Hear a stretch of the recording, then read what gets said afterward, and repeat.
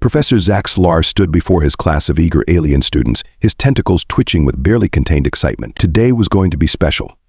Today they had a guest lecturer from Earth, a genuine, bona fide Deathworlder. The anticipation in the room was palpable, a mix of fear and fascination rippling through the assembled Xenos like a galactic Mexican wave. Class Zaxlar burbled, his voice sounding like a drowning harmonica. Today we have the honor of welcoming Professor John Smith from Earth. He'll be teaching us about human physical education. A chorus of gasps echoed through the classroom. One student, a gelatinous blob named Gloop, nearly liquefied in sheer terror. John Smith strode into the room, his footsteps echoing like thunder in the pin-drop silence. He was built like a brick shithouse with muscles on muscles and a jawline that could cut diamonds. The class collectively held their breath, those that had breath to hold anyway. G-Day class, John boomed, his voice reverberating off the walls like a sonic boom. Half the class flinched.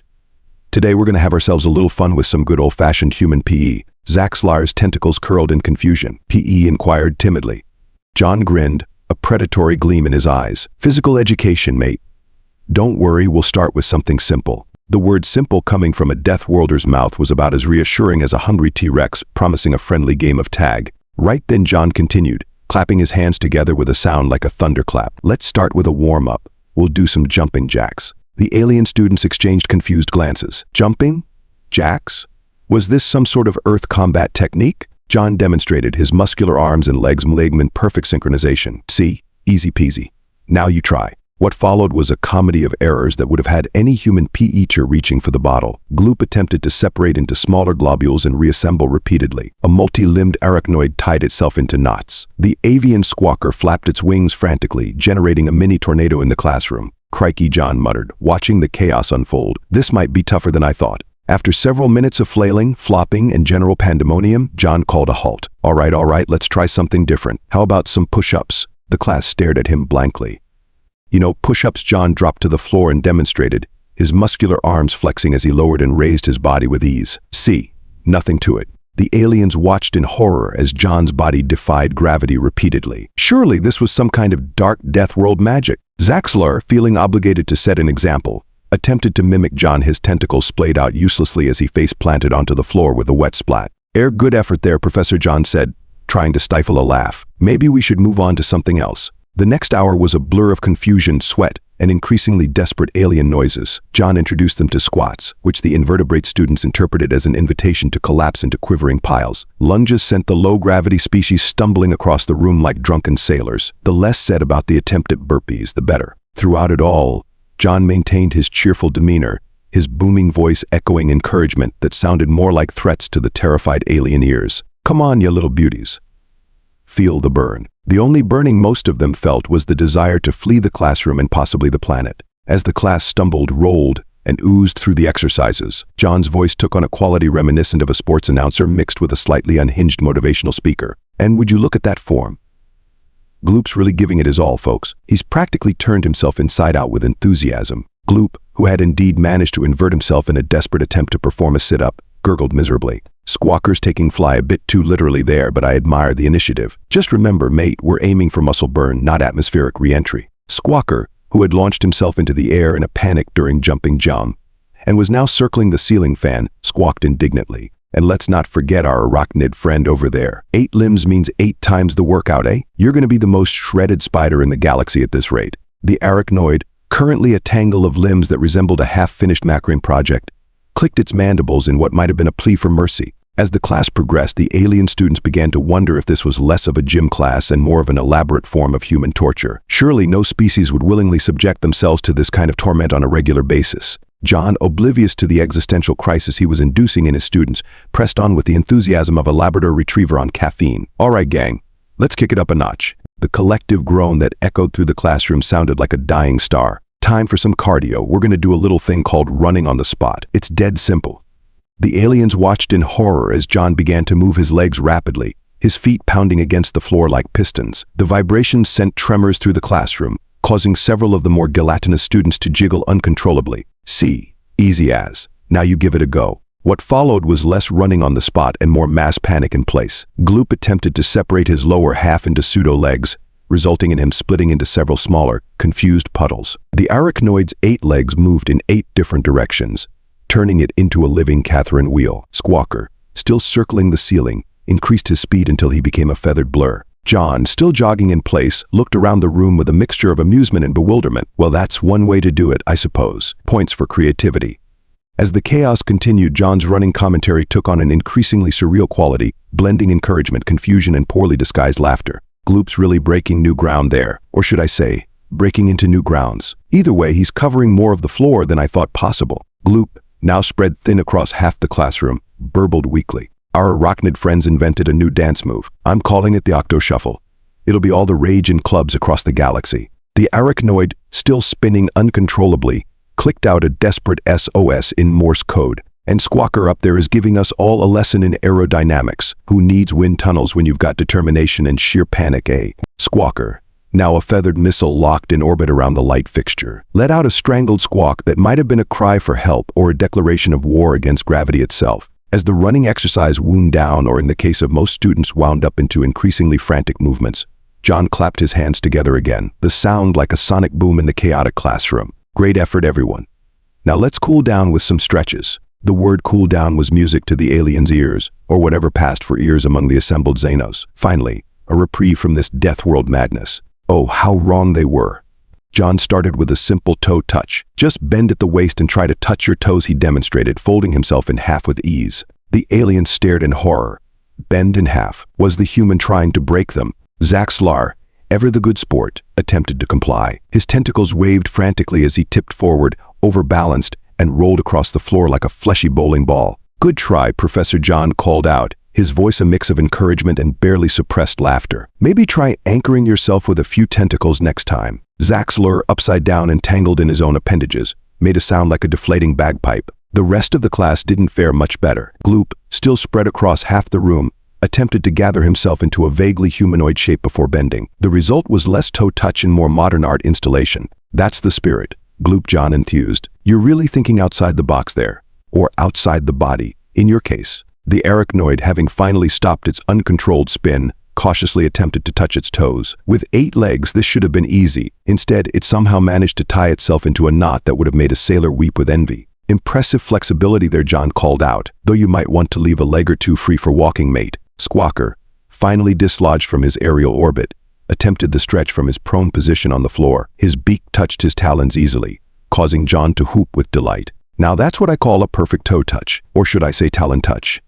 Either way, top-notch. Squawker, too dizzy and traumatized to move, accepted the praise with a weak chirp. As the cool-down progressed, it became increasingly clear that the human concept of stretching was just another form of tortuous contortion to the alien students. John, however, remained relentlessly upbeat. All right, let's try a quad stretch. Just grab your foot and pull it up behind you. The resulting attempts looked less like stretching and more like a mass audition for a contortionist circus. Gloop managed to pull a piece of himself up, resulting in a shape that defied Euclidean geometry. The Arachnoid, still nodded, simply tipped over with a resigned click. You're all doing great, John beamed, either oblivious to or simply ignoring the groans, squeaks, and bubbling sounds of distress around him. Feel that stretch. That's the sweet pain of improvement, that is. To the aliens, it felt less like improvement and more like a preview of death. Sweet, merciful death that would release them from this Deathworld torture session. As the class neared its end, John decided to finish with a flourish. Let's end with something fun, he announced, his grin wide enough to swallow planets. How about some yoga? The word yoga meant nothing to the alien students, but after the day they'd had, any word from John's mouth was enough to send shivers down their spines for those that had spines. Anyway, we'll start with a simple pose. It's called downward-facing dog. John demonstrated, placing his hands and feet on the ground and lifting his hips to form an inverted V shape. To the aliens, it looked like he was attempting to fold himself in half backwards. See? Easy peasy. Now you try. What followed was less yoga and more zoological chaos. Gloop, in a valiant attempt, managed to form a puddle with a slight hill in the middle. The Arachnoid, still tangled from previous exercises, simply rolled onto its back, legs waving helplessly in the air like a stranded turtle. Squawker, with his avian anatomy, came closest to the actual pose, but looked more like a very confused teapot than a dog of any kind. Zaxlar, determined to set a good example, attempted to mimic John's pose. The result was a tangle of tentacles that bore a striking resemblance to a plate of overcooked spaghetti. That's the spirit, John enthused, looking around the room at the various alien interpretations of the pose. You're all naturals. Well, natural something anyway. As the aliens struggled to maintain their poses, John's commentary took on the tone of a slightly unhinged nature documentary narrator. And here we see the rare invertebrate pretzel, he mused, observing the Arachnoid's contortions. A truly magnificent sight. Scientists are still debating which end is the head. Moving on to Gloop, he continued, the elusive sentient puddle in its natural habitat. Note the subtle gradient in its slope. That's the mark of a true yoga master, that is. Squawker, still in his teapot-like pose, received an enthusiastic, "Now that's what I call bird dog. You're really flying high in that pose, mate." Metaphorically speaking, of course. Finally, he turned to Zaxlar, who was by now a quivering mass of tangled tentacles. And here we have the cosmic linguine, demonstrating advanced multi-limb coordination, or possibly advanced multi-limb discombobulation. It's hard to tell the difference sometimes. As the class finally mercifully drew to a close, John stood before his students beaming with pride. The aliens, in various states of dishevelment, exhaustion, and existential crisis, stared back at him with a mixture of fear, awe, and newfound respect for the hardiness of Deathworlders. "Well done, everyone," John boomed, his voice full of genuine enthusiasm. "You've all done amazingly well for your first human PE class." The words "first class" sent a ripple of terror through the assembled Xenos. There were more of these. "Now, I know it might have seemed a bit tough," John continued, oblivious to the trauma he'd inflicted. "But that's the beauty of exercise. It pushes you to your limits and beyond." The aliens, those who could still move, nodded weakly. They had indeed been pushed beyond limits they didn't even know they had. Limits of physical endurance, limits of anatomical possibility, limits of sanity. "But look at you all now," John gestured expansively. "You've survived a full hour of human-style exercise. Do you realize what that means?" The class held its collective breath, those that breathed. Anyway, what could it mean? Were they now honorary Deathworlders? Had they unlocked some hidden potential? Were they about to be inducted into a secret society of galactic fitness enthusiasts? John's grin widened impossibly further. "It means you're ready for the advanced class." The silence that followed was so profound it could have been heard in the vacuum of space. "That's right," John continued, his excitement building. "Next week we'll be doing circuit training, weightlifting, and maybe even some light parkour." The terms meant nothing to the aliens, but they sounded ominous enough to send Gloop retreating into his own cellular structure. "But Sir Zaxlar ventured, his voice quavering, surely we're not qualified for such advanced techniques." John laughed, a sound like avalanches having fun. "Nonsense. You've all shown incredible potential today." Sure, there were a few hiccups. The class collectively flinched at the understatement. ... But that's all part of the learning process. Rome wasn't built in a day, and neither were Olympic athletes. The references sailed over the aliens' heads, but the implication was clear. This was only the beginning. Besides, John added with a wink, "We've barely scratched the surface of human physical education. Wait until you try our sports." The word sports hung in the air like a death sentence. "Imagine it," John continued, lost in his own enthusiasm. "You'll be playing soccer, basketball, maybe even a bit of rugby. Won't that be fun?" The blank stares he received could have frozen suns. Oh, and let's not forget swimming. Every good PE curriculum needs a bit of water sports. Gloop, who had been considering a career change to sentient puddle, perked up slightly at this. Finally, something he might excel at. "Of course," John mused, "we'll need to make some adaptations. Can't have our arachnid friend here doing the butterfly stroke with all 8 legs. Might cause a tsunami in the pool." The Arachnoid, who had just managed to untangle itself, immediately began wrying its legs at the mere thought. "And Gloop," John continued, eyeing the gelatinous student, "we might need to put you in a sort of containment suit. I don't want you dissolving into the pool now, do we? Although, that could make for an interesting new version of water polo." Gloop burbled in what might have been agreement or a desperate plea for mercy. It was hard to tell. "As for you, Squawker," John turned to the avian student, who was still looking rather dizzy from his earlier aerial acrobatics. "We might need to clip those wings of yours. Can't have you taking flight every time you jump off the diving board." Squawker let out an indignant squawk that quickly turned into a resigned coo. "But that's all for next time." John clapped his hands together, causing several students to flinch. "For now, let's cool down with some light stretching and then hit the showers." The phrase "hit the showers" caused another wave of panic among the alien students. Was this some new form of combat training? Were they expected to physically assault cleaning facilities? As John began to demonstrate some cool-down stretches, looking for all the world like a rubber band with muscles, Professor Zaxlar finally found his voice. "Excuse me, Professor Smith," he ventured cautiously, his tentacles twisting nervously. "But is this truly representative of standard human physical education?" John paused mid-stretch, one leg behind his head in a pose that made several students wince in sympathy. "Oh, this," he grinned. "This is nothing. Wait till you see what we do for our warm-ups in the military." The collective groan that echoed through the classroom sounded like the death rattle of a small galaxy. "But don't you worry," John continued, dropping out of his pretzel-like pose with ease. "We'll work up to that gradually. By the end of the semester, you'll all be fit as fiddles." The idiom was lost on the aliens, but the implication was clear. This torment was far from over. As the class filed out, or in some cases oozed, skittered, or floated, John's voice boomed after them. Don't forget to stay hydrated and get plenty of rest. We've got a big day ahead of us next week. In the corridor outside, the alien students huddled together, shell-shocked and sweaty, or whatever passed for sweat in their respective physiologies. Is this what it means to be a Deathworlder? Gloop bubbled quietly, his gelatinous form quivering with exhaustion. If it is, the Arachnoid clicked, still trying to untangle its last two legs. I have a newfound respect for their species, and a newfound fear. Squawker, who had finally regained his equilibrium, let out a soft chirp of agreement. Professor Zaxlar, bringing up the rear of the group, was lost in thought. On one tentacle, the class had been a disaster of intergalactic proportions. On the other tentacle and the other six, his students had just survived an hour of Deathworld physical training. Surely that counted for something in the grand scheme of the universe. As they reached the end of the corridor, a thought struck him. Students, he burbled, his voice taking on a tone of cautious optimism.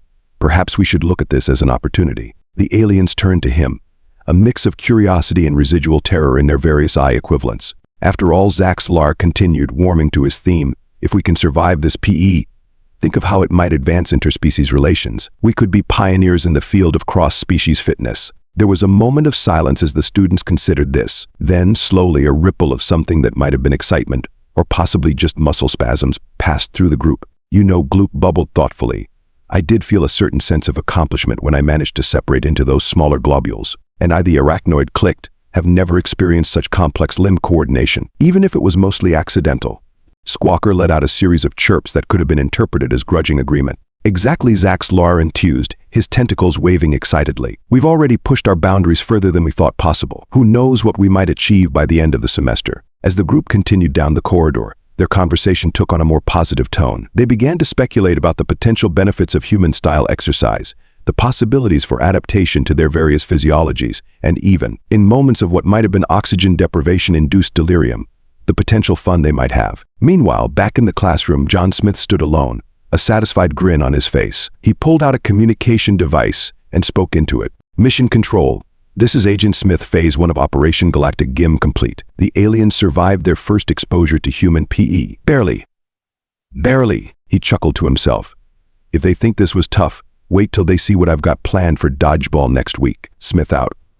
As he put away the device, John allowed himself a moment of reflection. Sure, teaching PE to a bunch of aliens might not have been the most glamorous assignment for a secret agent, but watching a gelatinous blob attempt jumping jacks, that was the kind of entertainment you just couldn't put a price on. With a spring in his step and a whistle on his lips, John headed out of the classroom. He had a lot of planning to do for next week's lesson. After all, introducing the concept of no pain, no gain to a group of aliens who had evolved specifically to avoid pain. Now that was going to be a challenge worthy of a Deathworlder.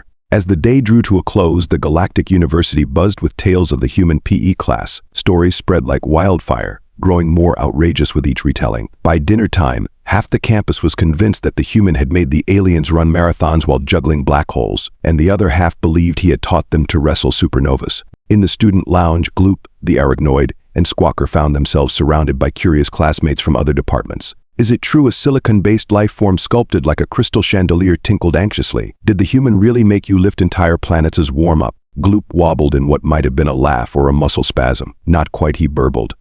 Though trying to do a push-up when you're essentially a sentient puddle felt about as challenging. I heard he made you run through antimatter fields. A gaseous entity swirled excitedly. The Arachnoid clicked its mandibles in amusement. If by antimatter fields you mean our own flailing limbs, then sure. Squawker, still looking slightly windswept, let out a series of chirps that had the assembled aliens leaning in closer. What's he saying? The crystal being chimed curiously. Gloop, who had been working on his xenolinguistics, translated. He says the human made us defy gravity, which, to be fair, isn't entirely inaccurate, though I think falling with style might be a better description of what Squawker was doing up there. As the evening wore on, the tales of the PE class grew to mythic proportions. In the cafeteria, a group of energy beings were convinced that the human had taught the class how to bench press neutron stars. In the library, a Hivamend was excitedly sharing a story about how the PE class had apparently involved outrunning the expansion of the universe itself. Meanwhile, in his office, Professor Zarzlar was having a spirited discussion with the university dean, a being composed entirely of pulsating light. I'm telling you, Zaxlar burbled enthusiastically, his tentacles waving in excitement. This could revolutionize our SCI biology program. Think of the research opportunities. The dean pulsed skeptically.